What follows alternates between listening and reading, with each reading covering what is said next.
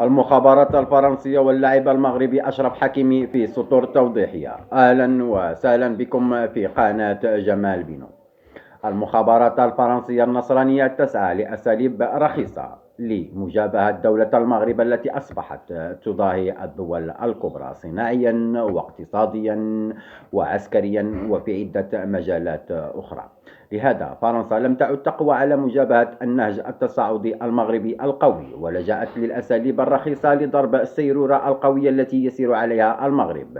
فبعد اتهام المغني المغربي سعد المجرد باغتصاب عاهرة فرنسية، جاء دور اللاعب الكبير أشرف حكيمي لتتهمه المخابرات الفرنسية باغتصاب، لكن بعد التدخل الجزائري اللاعب الفرنسي مبابي على الخط اتضحت الحقيقة، كما أن الفتاة التي قالت عنها فرنسا بأنها ضحية للاعب أشرف حكيمي اعترفت بالحقيقة ونفت أن تكون لها أي علاقة باللاعب المغربي أشرف حكيمي، كما أنها صرحت بأن المخابرات الفرنسية هي من نشرت هذه الإشاعات لضرب المصالح المغربية لتتضح الصورة الحقيقية للجميع، وكذلك لتتضح النوايا الخبيثة لدولة فرنسا ضد المملكة المغربية الشريفة.